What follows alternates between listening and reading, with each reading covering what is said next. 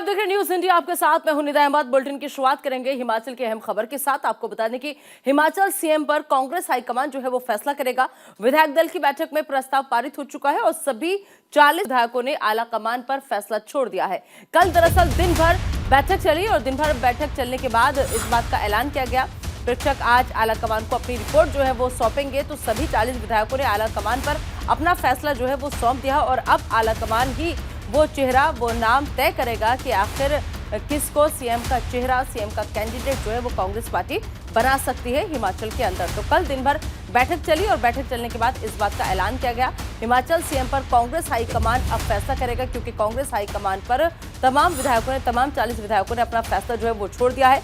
कहा यही जा रहा है कि हाईकमान जो भी फैसला करेगा उसका सब स्वागत करेंगे। लेकिन अंदर खाने खबरें और भी बहुत कुछ आ रही है, क्योंकि कई लोग ऐसे हैं जो अपनी अपनी दावेदारी इनडायरेक्टली यहाँ पर पेश करते हुए नजर आ रहे हैं, लेकिन कुछ भी साफ कहने से बच रहे हैं। तो अब देखना होगा कि कल जिस तरीके से बैठक चली, बैठकों का दौर चला और अब सारा फैसला जो है वो आला कमान पर सौंप दिया गया है। आला कमान को बाकायदा रिपोर्ट जो है वो दी जाएगी और उस रिपोर्ट के आधार पर हिमाचल सीएम पर कांग्रेस आला कमान जो है वो फैसला करेगा, वो तय करेगा। तो विधायक दल की बैठक में प्रस्ताव जो है वो पास हो चुका है और अब देखना होगा कि आला कमान किस चेहरे पर, किस नाम पर अपना भरोसा जताता है। आगे बढ़ेंगे, दूसरी बड़ी खबर का रुख करेंगे। आपको बता दें कि प्रधानमंत्री नरेंद्र मोदी के संसदीय क्षेत्र में मंत्रियों का जमावड़ा लगना शुरू हो गया है, क्योंकि इस हफ्ते सरकार के कई मंत्री वाराणसी पहुंचेंगे, काशी तमिल संगम और G20 की तैयारियों का जायजा लेंगे और साथ ही साथ एस जयशंकर, अश्विनी वैष्णव, अनुराग ठाकुर, मनसुख मांडविया और एल मुरुगन वाराणसी पहुंचेंगे। अभी तक ये नाम जो है वो सामने आए हैं, फाइनल हुए हैं, लेकिन G20 की तैयारियों का जिस तरीके से जायजा लेंगे, ऐसे में और भी मंत्रियों की लिस्ट जो है, फैसला जो है वो तैयार है, क्योंकि प्रधानमंत्री नरेंद्र मोदी का संसदीय क्षेत्र है, लिहाजा हर कोई यहाँ पर वीआईपी पहुंचेगा और इस हफ्ते सरकार के कई बड़े मंत्री जो है वो पहुंचेंगे, जिनमें से कुछ के नाम फिलहाल सामने आए हैं जो जाएंगे G20 का जायजा यहाँ पर लेते हुए वो नजर आएंगे। तो इस हफ्ते सरकार के कई मंत्री वाराणसी का रुख करेंगे, वाराणसी के लिए उड़ान भरेंगे, वाराणसी पहुंचेंगे, काशी तमिल संगम और G20 की तैयारियों का जायजा लेते हुए ये तमाम मंत्री नजर आएंगे, जिनमें एस जयशंकर का नाम सामने आया है, अश्विनी वैष्णव का नाम सामने आया है, साथ ही साथ अनुराग ठाकुर का भी नाम सामने आया है। इनके अलावा मनसुख मांडविया और एल मुरुगन जो है वो वाराणसी पहुंचेंगे। तो ये 5 नाम फिलहाल फाइनल हुए हैं, सामने आ चुके हैं। इसके अलावा और भी अभी लंबी लिस्ट है, लंबी फहरिस्त है इस हफ्ते सरकार के कई मंत्रियों के वाराणसी पहुंचने की।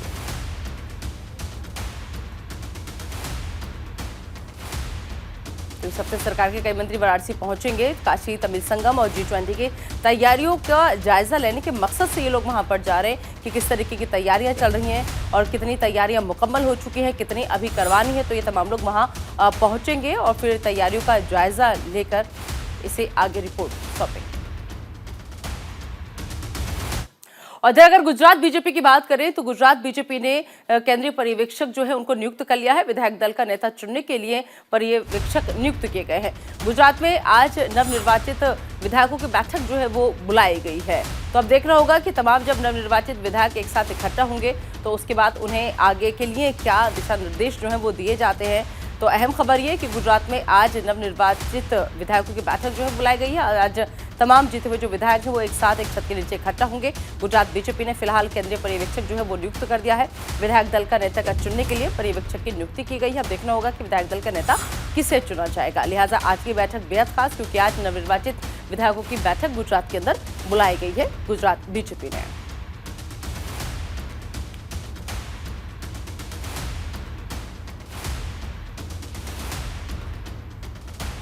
गुजरात बीजेपी ने नियुक्त कर दिए हैं केंद्रीय पर्यवेक्षक।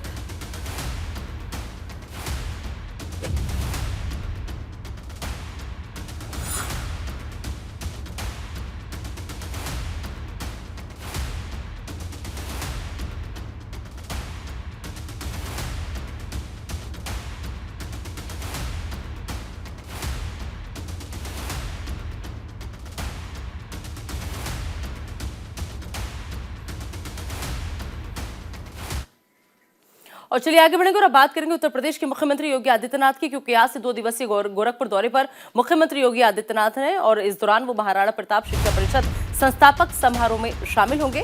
गोरखपुर मंदिर में जनता दरबार भी लगाने का कार्यक्रम है सीएम योगी आदित्यनाथ का। तो कल उनका पहला दिन था, आज दूसरा दिन है आपको बता दें कि गोरखपुर मंदिर में जनता दरबार लगाने का उनका कार्यक्रम है। तो 2 दिवसीय गोरखपुर दौरे पर हैं सीएम योगी आदित्यनाथ और इस दौरान आपको बता दें कि जब वो यहाँ पर पहुंचेंगे, लोगों से मुलाकात करेंगे, बातचीत करेंगे। तो आज से 2 दिवसीय गोरखपुर दौरे पर मुख्यमंत्री योगी आदित्यनाथ हैं। तो महाराणा प्रताप शिक्षा परिषद संस्थापक समारोह में शामिल होंगे और इसके अलावा गोरखपुर मंदिर में जनता दरबार लगाने का कार्यक्रम है कि गोरखपुर मंदिर में जनता दरबार लगाएंगे सीएम योगी आदित्यनाथ।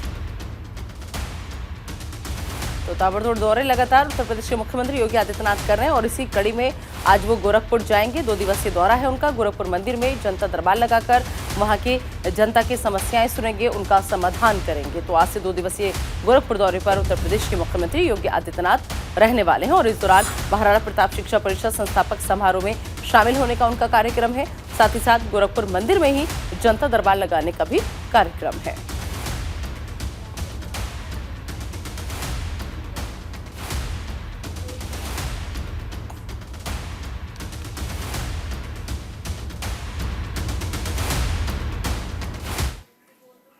उधर आज से असम के 2 दिवसीय दौरे पर आरएसएस प्रमुख मोहन भागवत रहने वाले हैं और गुवाहाटी में आयोजित कार्यक्रम में वो हिस्सा लेंगे। स्वयं सेवकों के साथ बैठक भी करेंगे आरएसएस प्रमुख मोहन भागवत।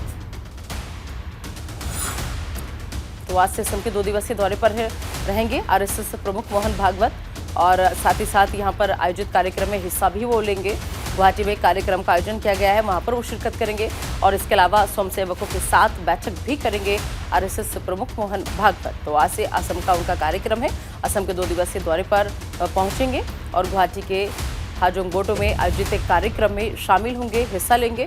इसके अलावा जो स्वयंसेवक है वहां पर उनके साथ बैठक का कार्यक्रम है आरएसएस प्रमुख मोहन भागवत का।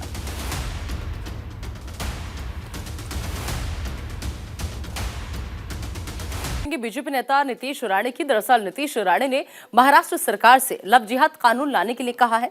नीतीश राणे ने कहा कि यूपी, गुजरात और कर्नाटक जैसे राज्यों की तरह धर्मांतरण कानून लाना चाहिए, क्योंकि कई बार देखा गया है कि इस मामले में कई घटना सामने आई है जिसमें मर्डर भी हुआ है।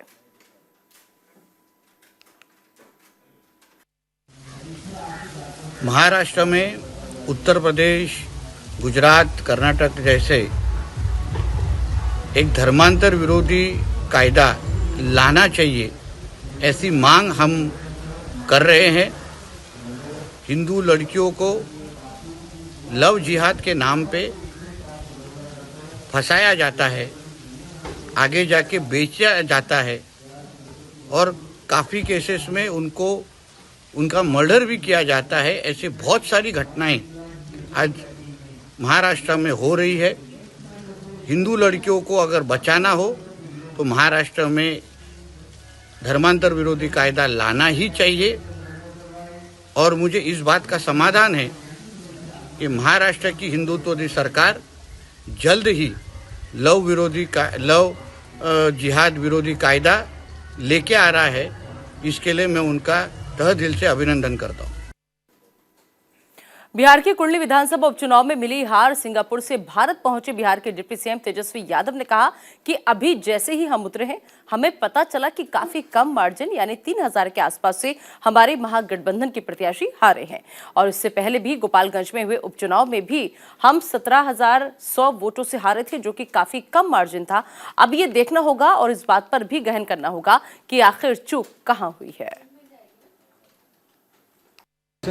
कुढ़नी में आप लोग महागठबंधन की हार हुई है, जेडीयू के कैंडिडेट हार गए हैं। हाँ, हम अभी पहुंचे, अभी पता चला। अब तो फ्लाइट में थे थोड़ा काउंटिंग का, तो अभी पता चला कि कुछ मार्जिन से जो है 3000 के आसपास से हारे। गोपालगंज वाला भी जो था वो काफ़ी कम मार्जिन था, 1700 का था।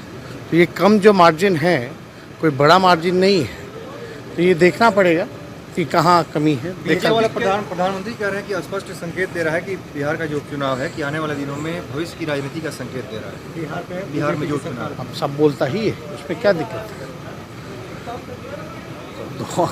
तो जिनको अपना अब तो बोलने के लिए है, लेकिन उनको एक बात की तो चिंता करनी चाहिए ना, भाई कुर्दी में बोले हैं लेकिन मोकामा में नहीं बोले या गोपालगंज पे क्यों नहीं बोले, इतना कम मार्जिन था। तेजस्वी जी, एक छोटा सा सवाल है कि बीजेपी वाले कह रहे हैं कि जो भी वोट है वो तेजस्वी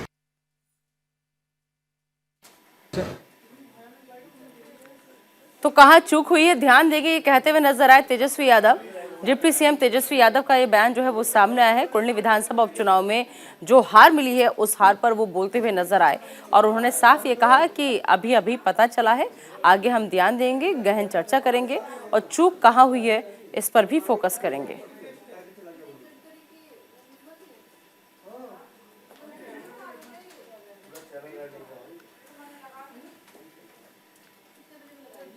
उधर चुनावी रणनीतिकार प्रशांत किशोर ने मुख्यमंत्री नीतीश कुमार और उप मुख्यमंत्री तेजस्वी यादव पर जमकर निशाना साधा।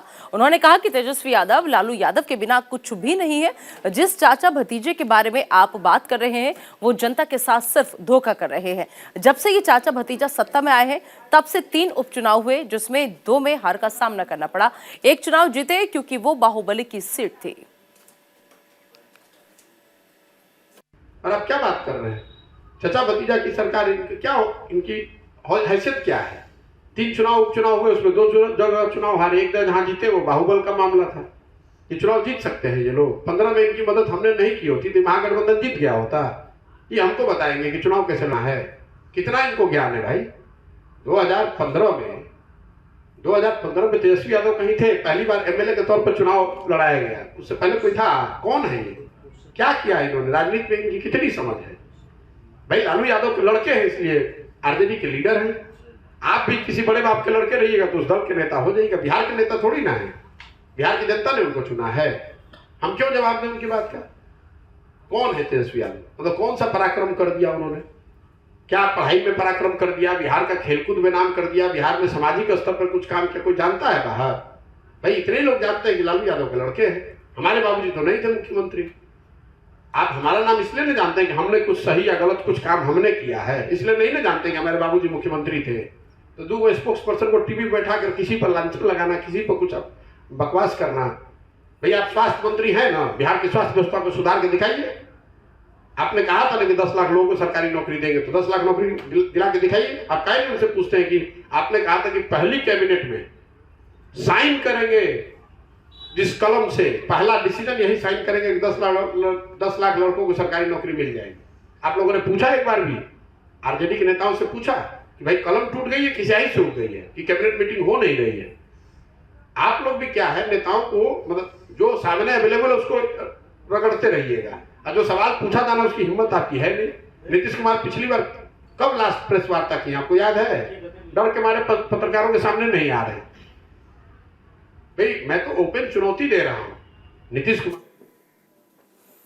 इधर असम के मुख्यमंत्री हेमंत बिस्वा शर्मा ने गोलाघाट का दौरा किया और इस दौरान सीएम ने धान की खेती करने वाले किसानों से मुलाकात की और स्थानीय लोगों से हालचाल जाना। फिर उसके बाद किसानों और स्थानीय लोगों के साथ दोपहर का खाना खाया।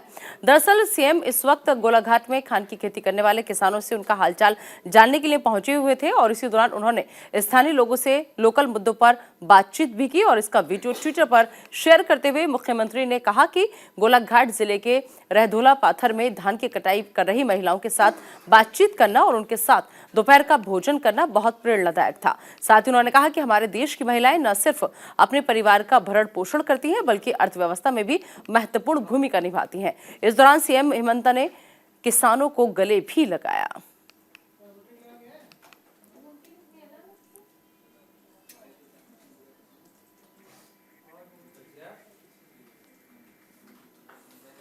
हैदराबाद में राष्ट्रीय राजनीति में तेलंगाना राष्ट्र समिति का औपचारिक आगाज करते हुए पार्टी प्रमुख और तेलंगाना के मुख्यमंत्री के चंद्रशेखर राव ने पार्टी मुख्यालय पर भारत राष्ट्र समिति यानी बीआरएस का झंडा फहराया।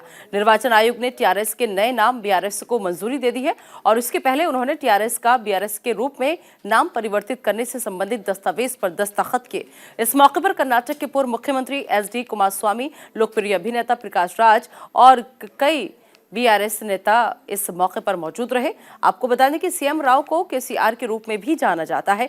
सीएम ने निर्वाचन आयोग की तरफ से गुरुवार को जानकारी दी थी कि टीआरएस के नए नाम बीआरएस को स्वीकृति दे दी गई है।